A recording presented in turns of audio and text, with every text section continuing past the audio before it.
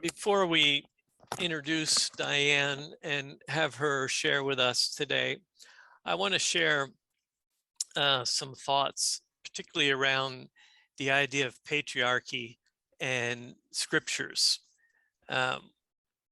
When I was going through biblical studies and theology in the 70s and 80s, we didn't talk much about patriarchy, but in many of the books that are coming out now dealing with scriptures, they try to take patriarchy both then and now seriously. This particular book, A Women's Lectionary for the Whole Church by Wilda Gaffney, in her introduction, she says this: recognizing that the scriptures are an androcentric collection of documents steeped in patriarchy, this lectionary grapples with the gender constructs of the text, rather than romanticizing admirable heroines. Indeed, it questions admirable constructs of womanhood rooted in birthing and mothering. The extent to which women's narratives uphold the patriarchal agendas of the scriptures is held in tension with those passages in which women demonstrate agency, wielding power and authority. Sometimes those are the same text. So taking seriously the role of women in scripture. Another book, a recent book that I got and have been reading, is What Jesus Learned from Women. And in his introduction, he also talks about patriarchy.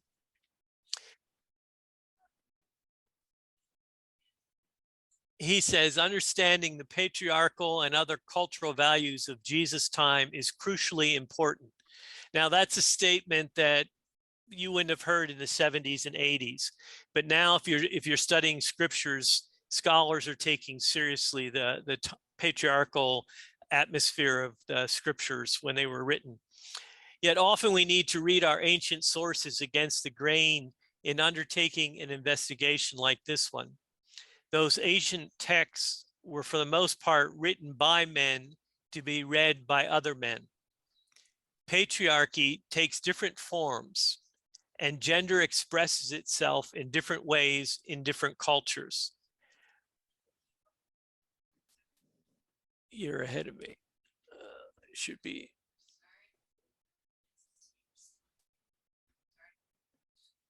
Okay. When we talk about patriarchal values that were dominant in Jesus' time and place, we must not be understood to be offering a simple contrast between allegedly good modern values in the English-speaking world and elsewhere, and supposedly bad ancient or foreign assumptions and viewpoints. Even in our own time, the situation is much more nuanced and far from clear-cut.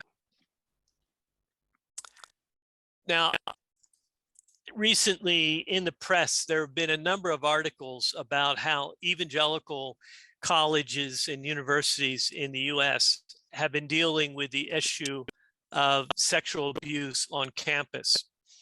And in the midst of that is, well, and sometimes it's the elephant in the room, it's patriarchy, and how patriarchal structures are just ignored in the evangelical setting in most of these colleges and universities. Here's a news article that just came out the other day. Rachel Denhollander is trying to speak at a rally at Liberty University. This is the university that Jerry Falwell started. And they're trying to deal with sexual abuse that's been on campus. And in this article, it says abuse advocate Rachel Denhollander will speak at the rally, which will coincide with the dinner for Liberty's Board of Trustees, which meets this week.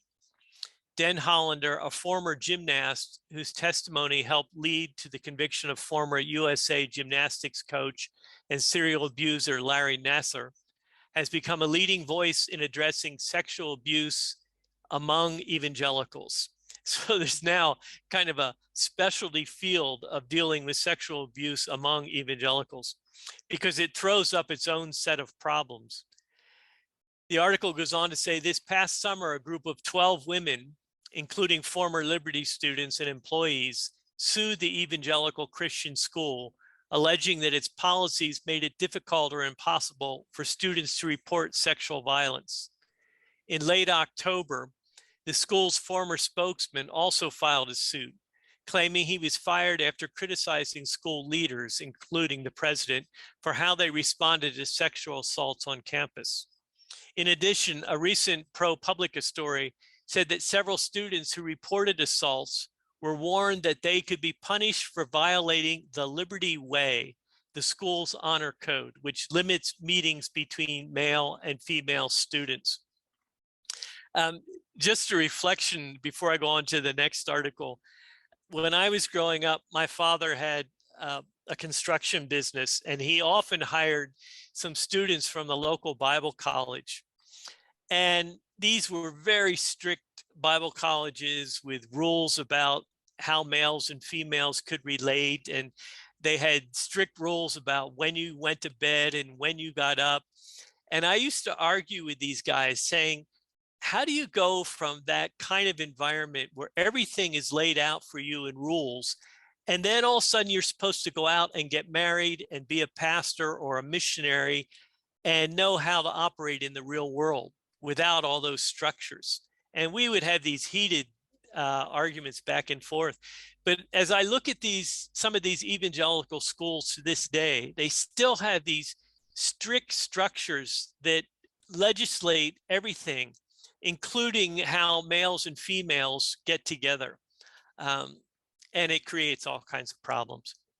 One more article that I had in the mailing recently. This was about Moody Bible Institute, which is somebody has called kind of the Harvard of Christian schools in the United States. And it's a long article. I really encourage you to read it. I think it's in the last AAANZ mailing.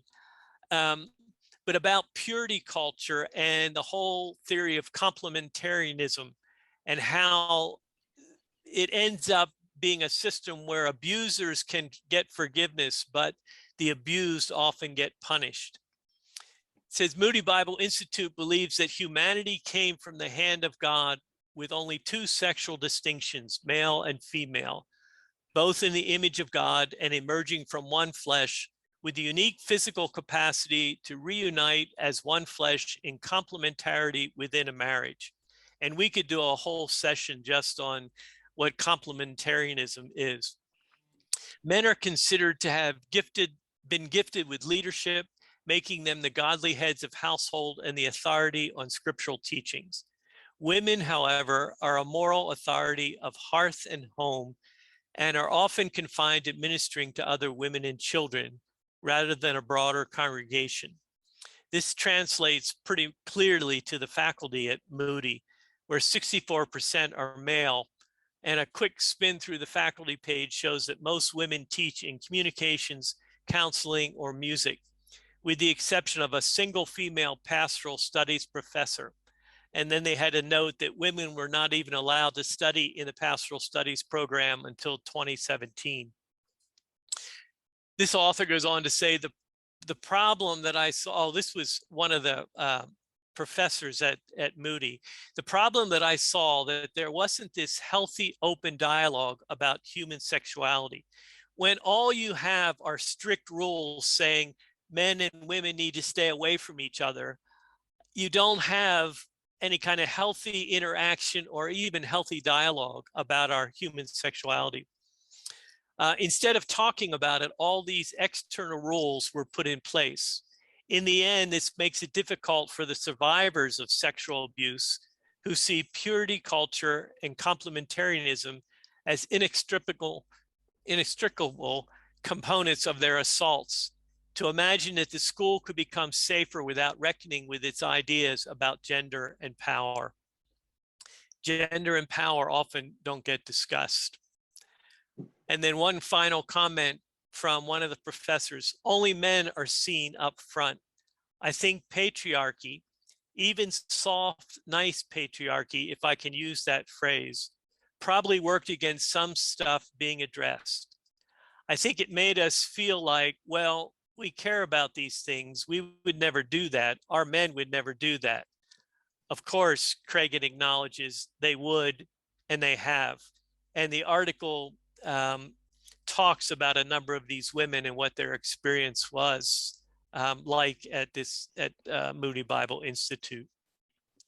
So I throw that out as an introduction to say that this whole issue of patriarchy, if we're going to take the scriptures seriously, we need to take up this topic, even in how we interpret scriptures and how that we make rules and develop our ethics for how we live together today.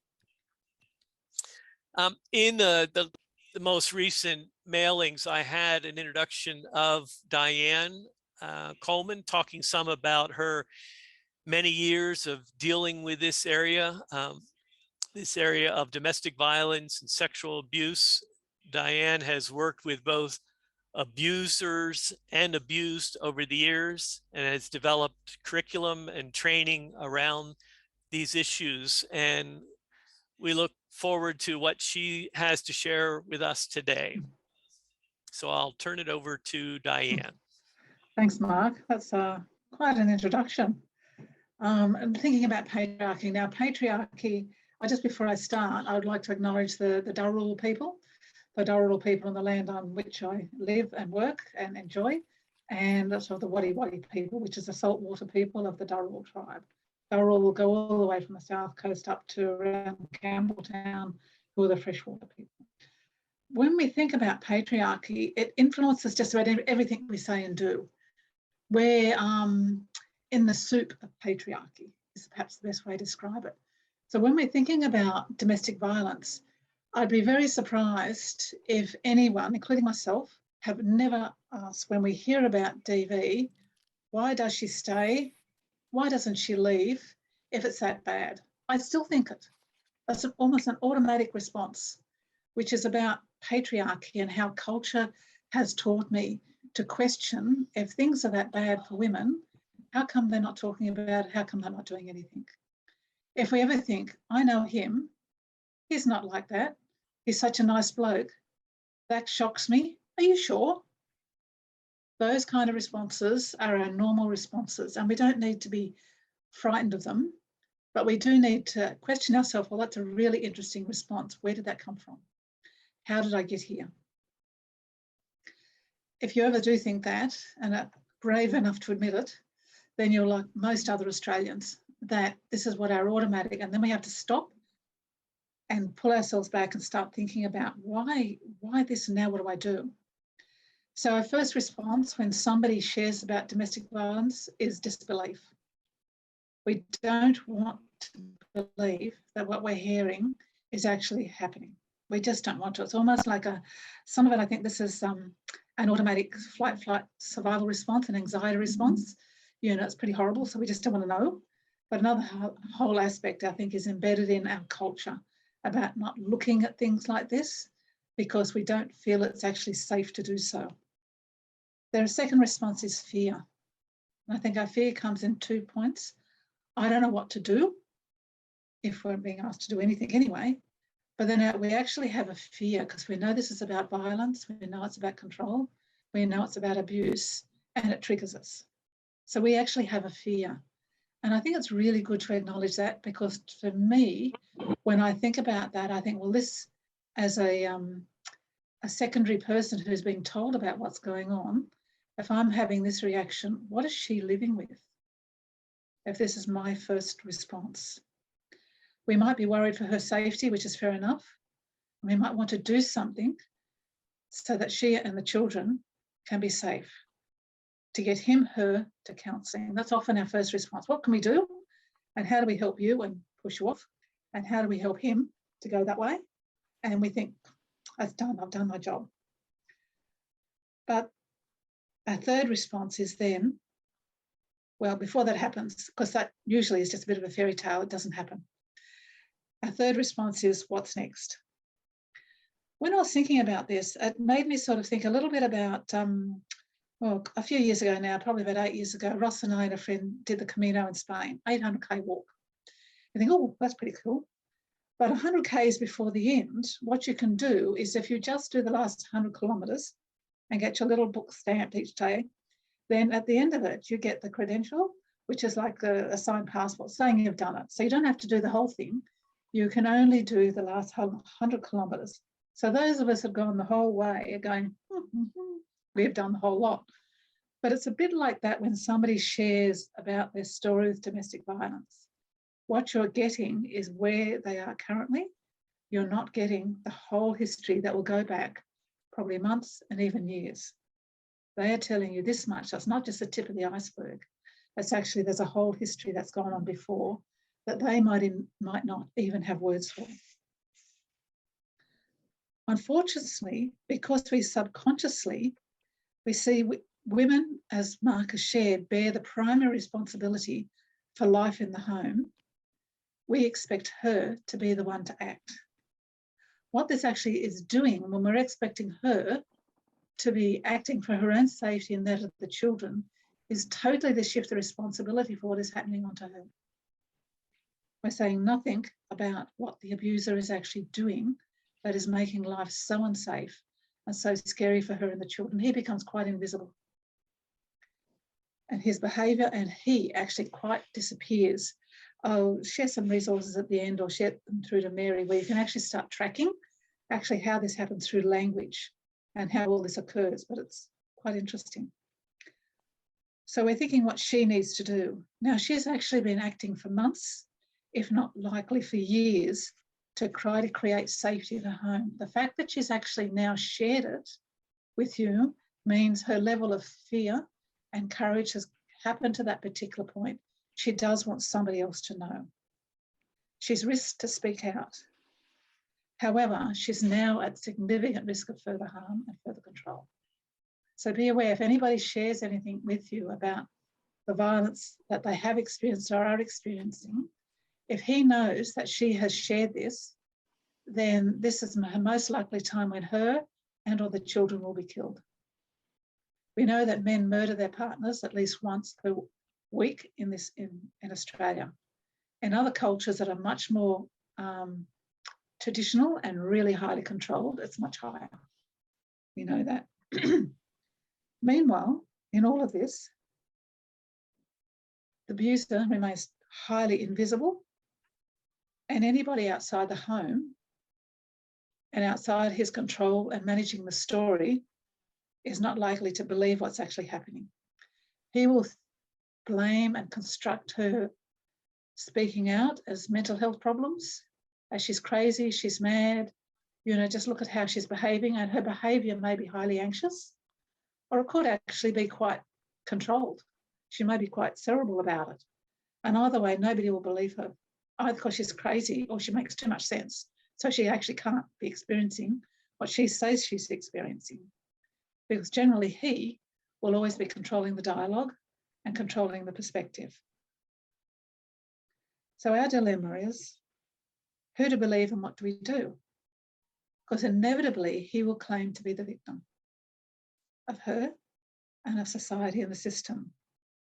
Because we're left with a dissonance in our room. Sorry, what was that? Nope. Okay. So we're left with a dissonance because if we know him, we're left with, how can this person be so horrible and abusive to his partner and his mate, whom he says he loves dearly and loves his kid, and actually also be a loving, supportive, kind, generous spouse, pastor, church warden, youth leader, sportsman, politician, could be anybody. We can't put the two together. It's like our mind doesn't like putting together violence and abuse and kindness, generosity. We just say it can't happen. And often that, coming from a Christian point of view, is our theology is somewhat at fault and how we see people. But we just, even as human beings, prefer not, we think we're all bad or all good. And of course, it's much more complex than that. And when you work with men, I'll often describe, I says, it's like, I use some of the Jungian terms around, it's like your shadow self. And I say, unless you acknowledge you have a shadow and what it's capable of doing and going to do and is doing, it will continue to direct your behaviour. You also have another aspect of yourself, which is powerful, kind and loving. But if you just pretend this other part of you doesn't exist, it will force its action upon you. Pretending it's not there and it's invisible doesn't help anybody. But what it actually does is pretending it's not there, whether it's us and the extent of violence and sexual abuse that's actually happening within this relationship or within those we love, just means that actually it continues. And in some ways we become inadvertently complicit in it because our idea of not wanting to acknowledge it, and because it's really hard to acknowledge. I was talking to a worker the other day and they were talking about their interview with this particular man and they're saying, oh, there's this and this. And I says, oh, how did you drill down as to what he's actually done? He said, oh, I didn't, because he didn't give it to me. I said, what was happening for you that you didn't do that? He says, I don't know. And I said, oh, are you a bit anxious, a bit afraid? Yes, he could have got angry with me. Now, this is a specialist worker who's working with violence and he's a male. So I said, you need to go and talk to your clinical supervisor about what's happening for you. I said, this guy is getting away with not acknowledging it. It means it's very unsafe for his partner. As humans, we simply shy away from it. It's confronting, it confuses us, and it doesn't fit with our view of life. So we prefer not to look, not to explore too deeply, not to assume or ask questions. One, we don't want to be intrusive and we have to be very careful around that. But it's more because our fear gets in the road of hearing things that might be really, really unpleasant or might scare us or might leave us with really unsureness of the way forward. We have to understand the power of patriarchy to silence us, all of us, males included, not just us females. Patriarchy isn't a thing. It's a social way of living and being that seems to develop its own power, and systems theory does that. It develops a power amongst itself to perpetuate itself. What happens in the home between couples is seen as private and personal, and I think Mark referred as equal. Equal but different is usually the catch cry of those who want patriarchy to continue.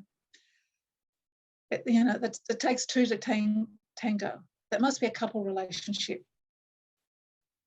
But when we start looking at what really happens in our culture, we really understand that generally, and I'm generalising, it's not all like this, that men are primarily seen to be responsible for things outside the house or the practical tasks, and women inside, looking after the kids, looking after the emotional barometer in the home, which means if anything goes wrong, it's her fault to fix it. Because women are just better at that kind of thing, is a usual kind of thing that is said. I don't know, just ask her. She knows, she's better with words than me, which puts her on the spot to try to solve it all. And he abdicates again. That's fairly common in relationship counselling, but you magnify that when that power, and the power of that comes out when this coercive control is present, it just gets magnified again and again. Now, you might be thinking, I don't think that. I don't fit into those kind of boxes. But this is how we tend to automatically think. And we actually need to take time to step back and think, do I think that? Or if this is my response, think, oh, okay, well, that's interesting. Examine it. I think, because if we're thinking it, you can bet those person who's sharing this has also thinking it and taking responsibility, particularly if there's violence and abuse. Are we really as liberated from our cultural expectations of men and women as we really think we are? And if we were to ask ourselves, I really ask women, and I've got a couple of questions for women and men here, but to answer that, because you'll probably get a wry laugh or a wry smile and saying, well, no. Well, men say, no, I'm perfectly good. I'm not adhering to this common male dominant hierarchical position of leadership and all of this kind of thing. But the reality is we do, because it's just easier. We just try to fit in our culture. This privilege of holding male roles as more visible and valuable than that of women is the basis of patriarchy, and it's the underlying driver of violence against women. You go underneath all the other causes that could be brought up to there as contributors, but patriarchy is at the bottom of it. The belief that men hold leadership and should be able to make decisions and do that for women as well. And women should gratefully accept that and work with that, is what holds patriarchy together. Now, there's, as Mark said, there's lots of versions of patriarchy, and there's lots of underlying belief systems around masculinity and its identity formation. However, what would say is how men are enculturated to be men is often not just toxic for relationships, but it's toxic for them as men, because they are, in a sense, having this against other men as well. So everything that's expected of men as being the leaders, as being good at things, as never failing, as being right, as being better than, they also expected that of themselves. And if you don't meet that as another man, then what is it that is thought of men who don't meet the dominant masculinity? If you like, what is thought about men? What is said about men who don't meet this? What's the worst insult that a man can have thrown at them? This is another rhetorical question. What kind of ideas have you thought that men could be thrown at a man to say that he is less than a man? My 18-year-old foster child, actually he's 19 now, rang me up the other day and said someone had called him a pussy. And I said to him, okay. And he said, so I'm going to try and arrange so I can bash him. And I suggested, since he's under a good behaviour bond at the moment, that this was an unwise strategy. Yeah, that was he couldn't. I kept saying to him, so what? He said that, what does it matter? And he kept, but I mean, I knew what was underneath it. Do you know what I mean?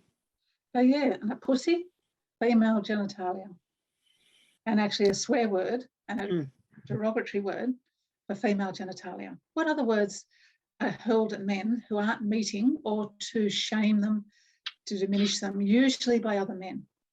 Pansy. A pansy, yep. Wuss. A wuss. They're more polite terms. What are other terms that are used? Or just don't be a girl about stuff. Yeah.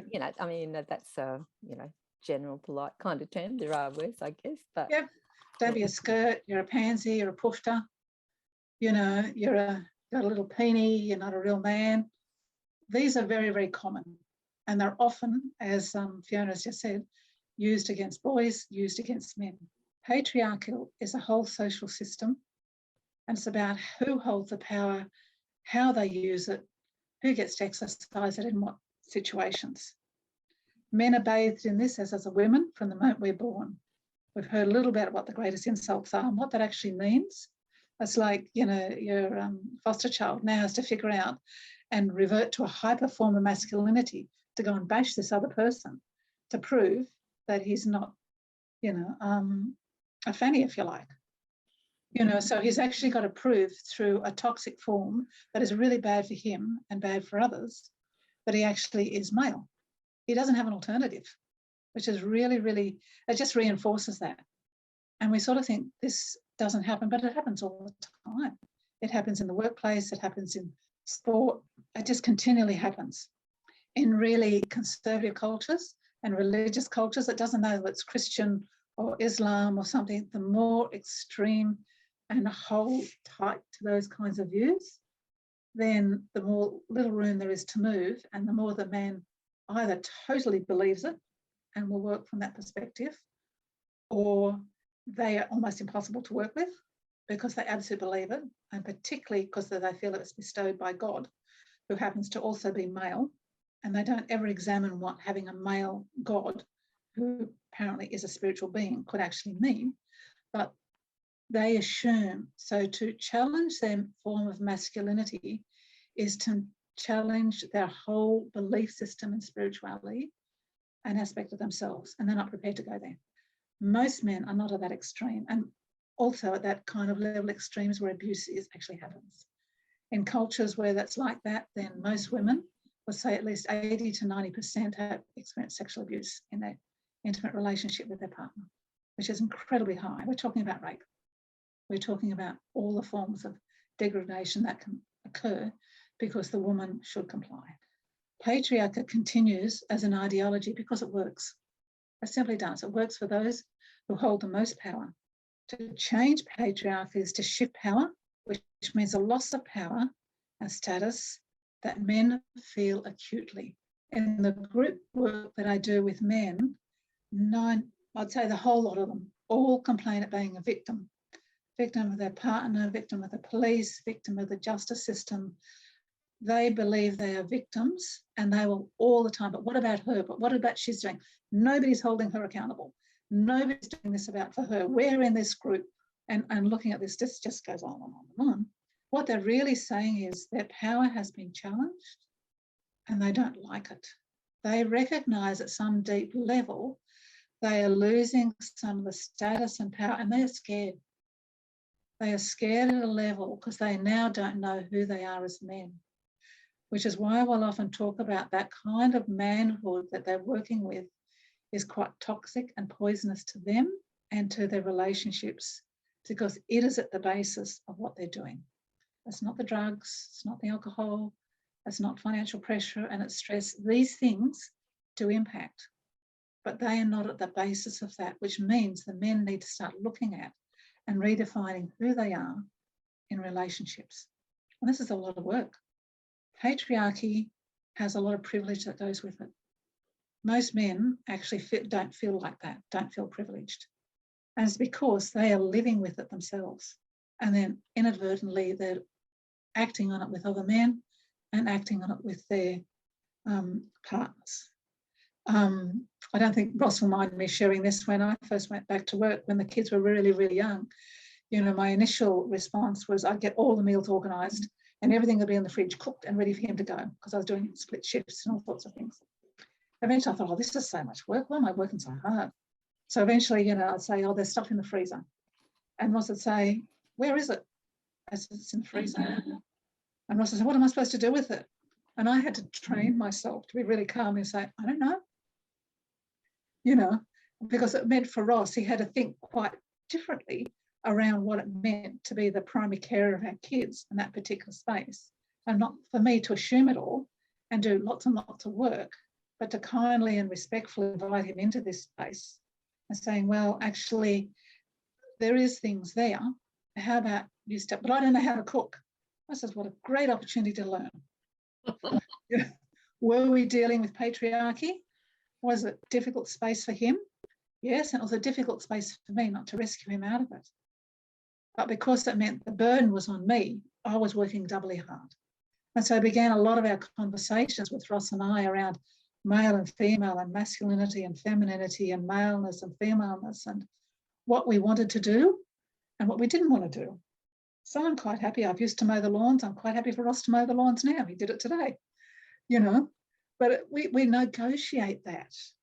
But it's been really helpful for us to have these conversations about which ways it strengthens our relationships and opens space for us to grow into who we are.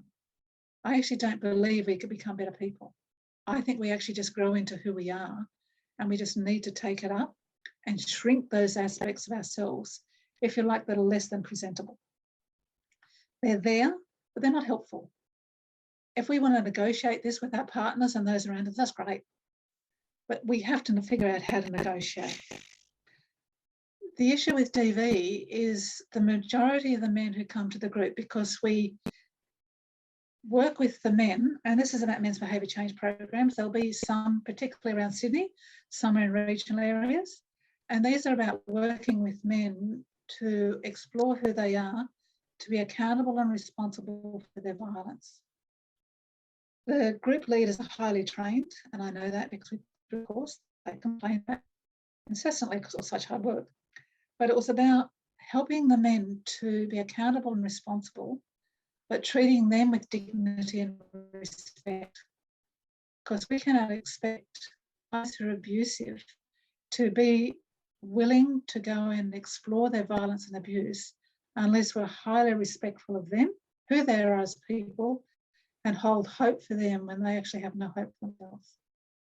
Now, some men just pull the shade over our eyes and just want to tell us blah, blah, blah, everything they want us to hear so they can convince her that they're doing everything that she wants them to do and they have no intention of changing. Now, at the same time, we work with her and she becomes much less tolerant of that. And so then it's about a lot of these relationships don't survive. And a lot of the change that occurs is very helpful. But we've got to be realistic. We're talking about lifetime change. We're all on a journey. So changing patriarchy and our role in and helping to dismantle it is a step-by-step, day-by-day process about me as a woman stepping up and figuring out how to respectfully engage in conversations with others, or to listen to a man or a woman who's sharing about violence and abuse and to think, wow, and not come up with the solutions. That's patriarchy. But to walk alongside and hear their solutions. That's the same with men, asking them what are their solutions, who is it they would like to be? Because men who use violence, the majority of them do have a different view of themselves. And I say, tell me about that. Tell me about you who you can be proud of. And they'll just look at me and say, oh no, I'm just a total dickhead, this and this. And I say, yeah, I know you've done all of that. I'll get to that. I'm looking at that. But unless you have a picture of who you want to be when you're at your best, you won't know how to get there. You won't recognise it. Tell me about your kids and what you love about them. And they go, oh, okay. And they'll start to engage. And then I start seeing another side of the man, if you like, the kind of man that she fell in love with. The kind of man that all of us would want to know. But this is not just a one-sided, lopsided thing. This has to be balanced out by his behaviour and exactly what he has done and has been doing, and he's willing to give up. Give up power, give up status and share, and yes, he will feel a victim. Yes, he will feel disempowered and emasculated, but it's helping him understand it's a different kind of masculinity that he can feel proud of, that is respectful and kind and generous and supportive. I was just going to check time. Let's have a look for 41. I'll just say one or two things. I'm going to say that domestic violence is always about a pattern of coercive control and violence and abuse. I don't distinguish between violence and abuse. Men do. They'll constantly say, I'm abusive, but I'm not violent, meaning I've never hit her. However, women will generally always say, I wish he had actually hit me or do something because nobody will believe me unless he does. But I'll often use that word, okay, so tell me about how you've been abusive. Oh, it's not that bad. And he'll minimise, which means he knows what he is doing is wrong. It gives me an insight in his preparedness to start looking at his behaviour. And if he's wanting to avoid it because he doesn't want the consequences of the law, which is feeling self-pity, his guilt is about himself and the consequences, rather than really understanding and being empathic about the consequences of his behaviour and her, you can start to work out, is this shame-driven or is it driven by excuse-making? Trying to avoid. But that's down the track. It's having a look when somebody, you think, and I'd ask you to trust your gut. If you think something is wrong, then it probably is. Because our gut is, as we know now from polyvagal theory and all sorts of other theories, that our gut has brain cells embedded in it. And so it will react just as much as our brain does. So when we have this gut feeling that something's really wrong, it probably is. How to figure that out and to follow through, say it's in a relationship with somebody you know, it means coming alongside and saying, hey, how are you going? Things just seem to be not right. So you don't go for the full on straight on, because they'll back off and deny it. Kindness, gentleness, gentle probing, because what you're trying to do is to provide help and support and the avenue for that person to open up, whether it's the abuser or the female. Knowing that if they do open up, the risk of further abuse, violence, control, and that shutting down that relationship and moving on from you is highly likely. So you've got to go gently, gently, gently, unless what you're perceiving is significant threat of harm, which means he might very well kill her and kill the children. If that's risk to that level, you don't let her leave that place, or if it's him, keep him there and get somebody else to get onto her. You can work with him about strategies, about being safe and de-escalate him, all that kind of stuff. And yes, you can do it in your own home. You're probably thinking, oh my God, I'm terrified. I don't want to talk to anybody who's that angry or that upset. But realising 99% of the time they're not angry at you. They're scared they're going to lose her. So you can work with him about being a safe man. And is he really safe to go home at the moment? If he's not safe because he's drunk or he's really angry or he's resentful, then you can talk with him. And as he de-escalates, he can go home. Then you ring her and saying, you know, Mark has just been here. You know, Mary, he was really, really wound up. I'm just checking that you're going to be okay. You know, can you call me at any time? And if they trust you, they will. One thing that I want to, I keep going back to this pattern. Domestic violence is never a one-off incident. It escalates over time, but it's all about a pattern of incidences, a pattern of control and coercive behaviour to get her or the partner in same-sex relationships to do what they want, what the abuser wants. Now, the person that will still say a woman, it might look like they're doing nothing, but they've had a long history of finding ways to resist his violence and to create safety.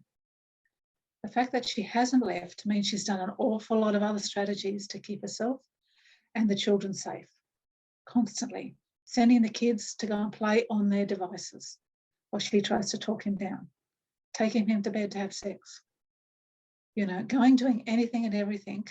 And this is about reframing her what's seen as failure to act as a whole strategy she has developed to be safe because she doesn't trust what he's capable of doing.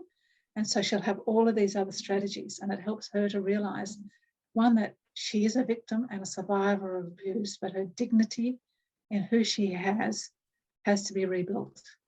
When you reframe it this way, she goes, oh yes, and when he comes home like this, what I do is, you know, I just go and have a shower and go to bed and let him do whatever he needs to do. I said, wow, that sounds really smart. She said, oh yeah, I do it all the time. You know, or I get him his dinner and then he throws it all over the floor, so I just clean it up. I said, wow, what does he do with that? Oh, he just backs off and goes and has another drink. That's not failure to act for her safety. That's a really smart way of achieving, maintaining her dignity, her safety, and living for another day. That's as it escalates. So what can we do? We need to believe her, particularly if it's a female. What she's telling us is only just a little tip of it. Okay, so she's risking telling you if she trusts you that much. Just believe her and say, look, thank you, I treasure you telling me. Is there anything you'd like me to do or you want to do? She'll probably say, no, I don't want anything. So that's okay. Okay, that's enough for now, that's fine. I want to be there for you whenever you might need it. But you don't never promise something you can't deliver. So saying, oh, look, I can't come to your house or I can't do this, but I'll be at the end of the phone, or I am available Tuesday mornings. Why don't we go and have a cuppa? You don't have to talk about the abuse, but let's just go and have a cuppa. You can bet she'll have a cuppa with you, and then she'll start telling you more. It may be a long time before she trusts you enough to follow up with any resources or to let you call someone when she is with you. So again, it's not patriarchy, not taking over from her unless it's a place of imminent threat of death and significant harm, then you have to act. But otherwise you just travel with, and yes, it's very frustrating, whether it's the 1st or the 21st or the 51st time she comes to you, just be patient at some point. To give you an example, this woman had lived with violence all her life. I don't know how many violent relationships she'd been through. She was significantly impacted with mental health. She had lost 4 of her children. The facts had taken them. Her and her current partner was in the group when I was seeing him one-on-one. She was seeing another counsellor in our centre, and she'd come into the room and just sit in the corner. My counsellor buddy would just say, Di, I'm doing no good. I says, just hang in. If that's what she wants to do, make yourself a cuppa, make her a cuppa, do some other stuff, just sit with her. After about 8 sessions, I'll call her Mary again. Mary said, can I have a cuppa? Okay. So Sue went and got the cuppa for her, sat with her. At the end of I don't know how many sessions, she was working with, I call her Mary, to how to be kind to herself, how to care for her baby so she didn't leave it for docs, But it took a lot of patience from this woman, because this client, if you like, was very, very damaged. And we worked with her partner when she cooked, not to call her spaghetti bolognese, pick it up and chuck it on the floor and saying it was the worst shit, excuse my language, that he'd ever tasted. I'd say to him, Mark, what else could you do that might help it taste a little bit better? You know, he'd go, oh, I could put some sauce with it. So, okay, does that help? Oh, yeah, I've done that before. So how could you respectfully work with Mary about putting some, oh, I could say, let's put some sauce in that, love. It'll really help. So he started doing that. Made a little things. For somebody who, he was much more competent, so we really worked with him and facts to help them keep their child. And we actually went to bat for both of them. Because in the end, was it a perfect relationship? No, she was too damaged. But they actually had a loving, caring relationship that was challenging. He had to take responsibility because she wasn't capable. But as she stepped up, he was able to work with her. So it can take a lot of walking alongside to do this. If it's him and he's disclosing he's either been abusive or more likely a victim, listen, but I'd say use double listening. Aboriginal people call this dadari. Listening very, very carefully and very, very deeply. So you just don't listen to the words, you listen to the spirit. And listen really carefully, because he may be the victim and she may actually well be the one who holds patriarchal power over him. That happens. In the majority of cases, if it's a same-sex relationship, you're trying to work out who the heck, whether it's two lesbian women or two guys, as to who actually needs the protection. He may need protection in that instance, but so many victim survivors have been charges and convictions against them. Well, he gets away scot-free because she's just beside herself when the police turn up and they'll discharge her. They need that double listening. His victim stance is maybe in that instance, he was scared for his life, which you can be pretty sure. And how I work with men around this, I simply say, are you scared she's going to kill you? They go, oh, yeah. Oh, how is she going to do that? Oh, the stupid bitch. She was just coming at me with this knife. You know, so I knew she was, you know, he'll just start talking. Most men will want their honour defended. And so you think, oh, okay then. So in this instance, well, it sounds like you need to be really careful if she's really angry with you. How are you going to be supportive and respectful when she's really angry? Can you hold and manage when she's really angry with you and not retaliate? Well, why should I? She shouldn't behave. She should be in this group. You know, and it's like, well, that's hers. Let's look at what you can do. So yes, occasionally men are the primary victim, you know, and she is actually the predominant aggressor. But most of the time, no. And your task then is to work alongside of him to connect him to resources who can be support. Men's Referral Service, Google them, look them up. You can use them as a resource as a layperson. You can use them as a professional for advice. And men, it's only for men, who use violence and abuse can call and get counselling and support and referral into groups and programs that will help them. But if you want advice, give them a call at any time. They're trained, they're on the end of the line, and they're open 24/7. For women, I suggest 1-800-RESPECT.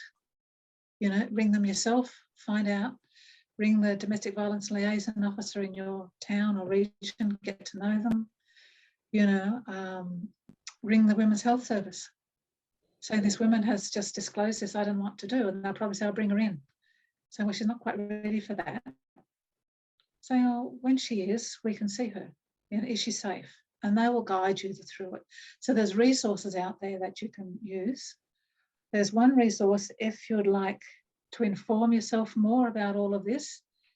And it is the, let me just get the, so you can just write it down. This is a very small NGO, and they do some amazing, amazing work. It's called, the letters, it says Domestic Violence New South Wales, and it's servicesmanagement.org.au. So it's DV New South Wales sm.org.au. Google them. There's resources there for victims, there are resources there for you guys, there's resources there for professionals, and they make it all available free. They get corporates to sponsor them to make their resource. And they have done some amazing work with Alan Wade and Alison Coates from overseas and that around helping to deconstruct the language and to provide their very social justice oriented. But go and have a look them up. They're just brilliant in the work that they do. So I know I've been rabbiting on forever. So I'm going to stop there and just sort of say what's been triggered for you, what kind of questions, what kind of thoughts have come up. But I will say, again, if he or she says it's the alcohol and the drugs or stress or anxiety or work or financial pressures, it's not it. It's patriarchy. Yes, you might have to address those other issues and mental health in parallel, but underneath he has to work on who his identity is and discover a new way of being himself that's safe and respectful and honouring of women and kids, and find a way to do that. Thoughts, reflections? Diane, would you be able to send some of those, that especially the last resource you mentioned to me, so that I have that? Yeah, I'll send you the notes. You can do with them what you like. Yeah. Okay, that thank kind you. of thing. But I've just put them as hyperlinks, and there'll be a lot more out there, but it just becomes a bit overwhelming. So yeah, there's a lot of things that I know Mary has shared from Mennonites that's available as well. That's really useful in church context. Go ahead, Fiona. Thanks, Diane. That was really helpful. I am working with a lady who has spent her whole life in like either foster care, or she's now had some of her children removed, and she's got a baby and another child who's at home with her now.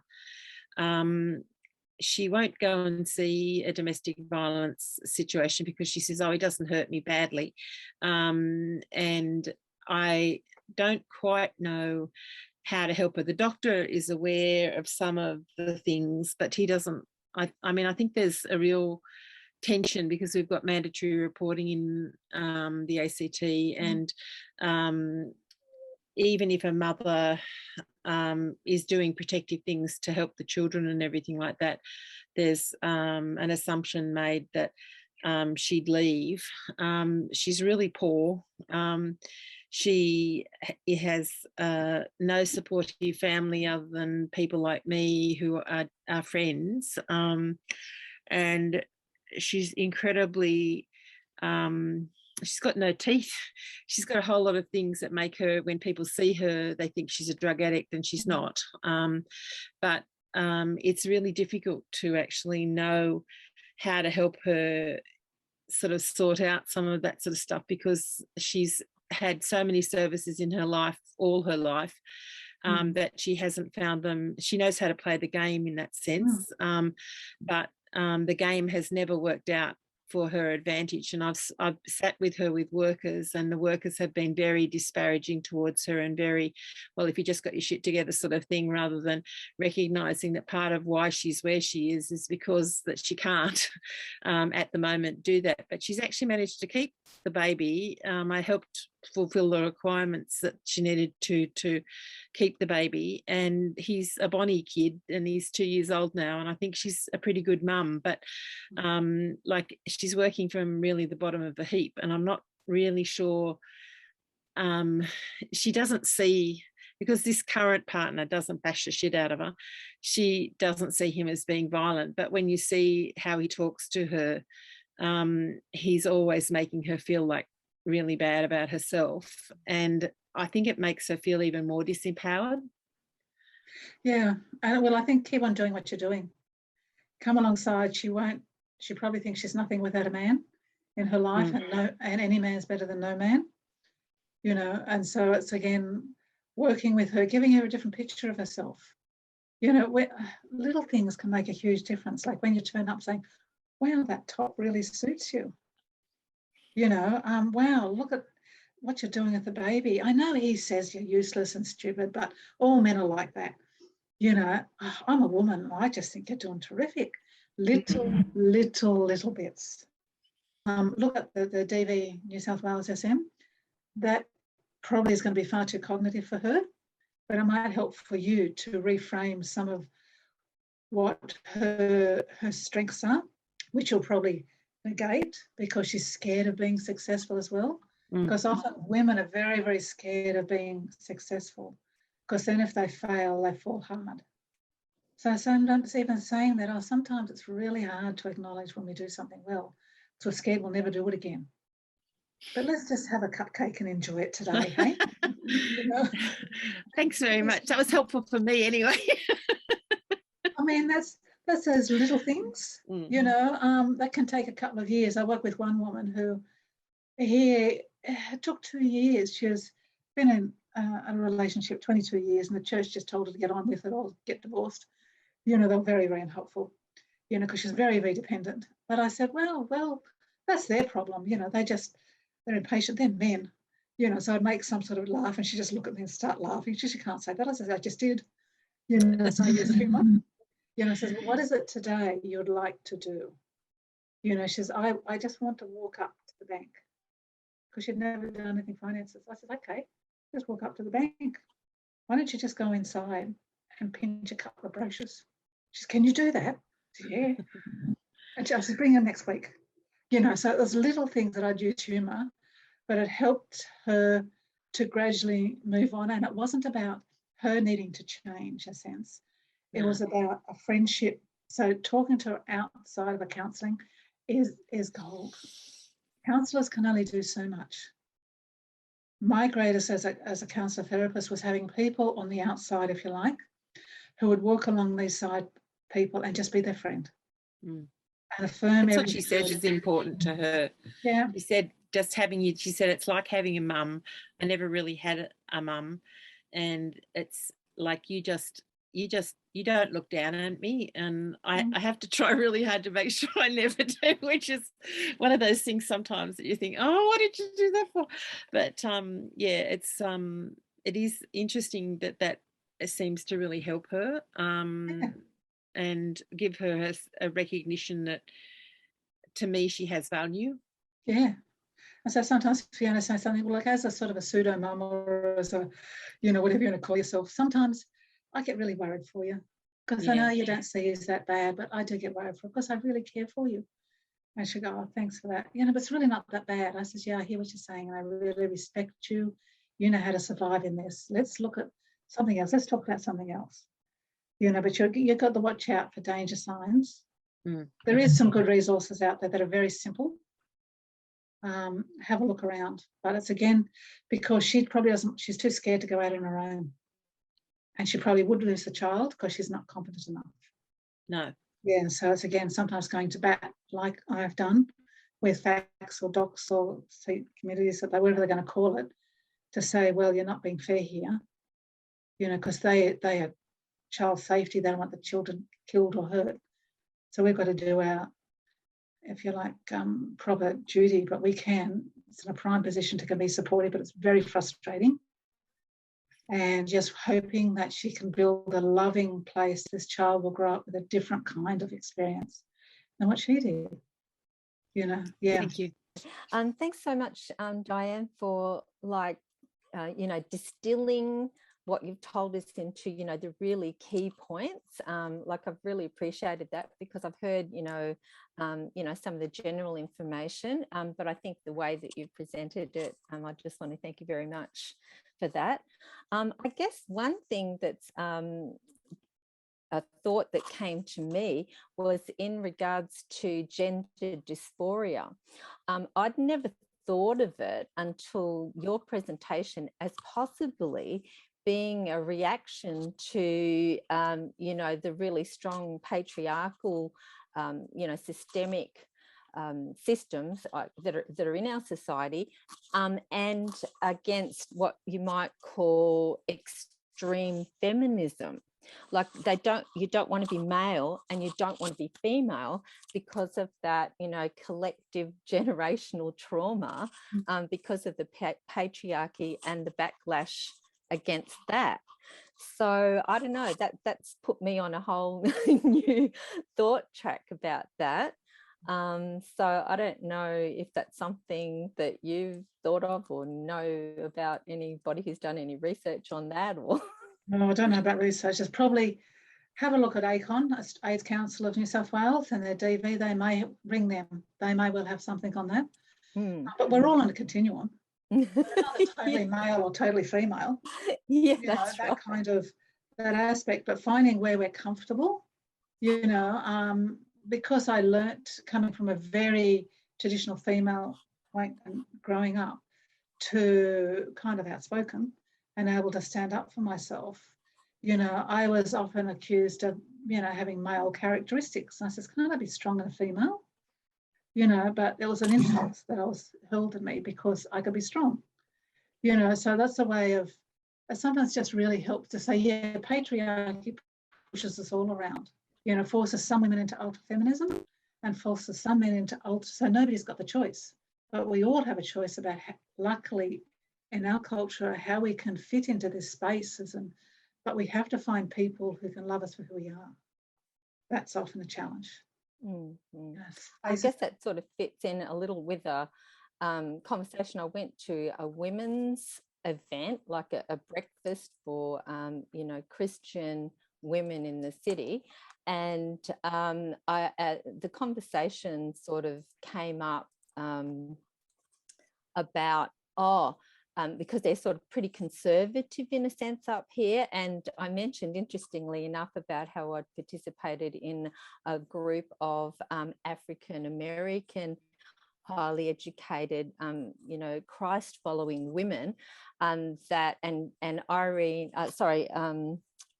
what was her name? Gaffney, that was mentioned right at the beginning, yeah. That Mark mentioned. Yeah, we were studying a book on hers about womanist midrash, reintroducing women of the Torah and the throne. And so a lot of her ideas were through that. But to hear the African American women, you know, who've got their whole view of all this sort of thing, you know, with the sort of racism and cultural violence, all that kind of stuff. I mean, it's in every culture, but their particular context of that was sort of a really interesting experience for me to participate in that. And I mentioned that, you know, to a couple of people I was having a conversation with, and they go, oh, yeah, you know, those women and extreme feminists, and, you know, I couldn't dress like that. So they're like stereotyping without actually entering into the issue. So it kind of like showed me where they were at. And I thought, oh my goodness, you are perpetuating the hierarchy in a sense by your concept of what, you know, women who are actually, you know, studying, living the thing in their culture. So I just thought that was an interesting reaction as far as, you know, where people are in the theological spectrum on issues of domestic violence. Yeah, and I'm wondering what they're afraid of. You know, what is it that scares them about, you know, this extreme feminism or this point of view or this alternative? It's a threat in some way. And so which means that something is not quite comfortable for them underneath, and they're scared themselves about the status quo, that they don't fit and they'll be rejected. It'll be directed at them. If they listen to the inner voice, you know, of the questioning, we often don't fit. And it's not safe, because then we don't have a community we can explore this. And often our community will eject us. You know, particularly the more traditional it is, it'll push us out. Excellent point. Thank you, Diane. Diane, I'm sure you would be available if people have questions or want to stuff further. So if you do have questions for Diane, you can always contact her through the AAANZ office.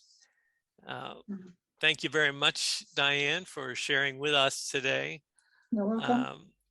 I think one of the things that I'm going away with is the idea that we're all swimming in this water of patriarchy, and we're all on our own journey, whether it's in our relationships as husbands and wives, as partners, or if it's on our relationship with how we deal with Scripture, and making us aware of those issues as we interpret Scriptures as well. So thank you very much for being with us.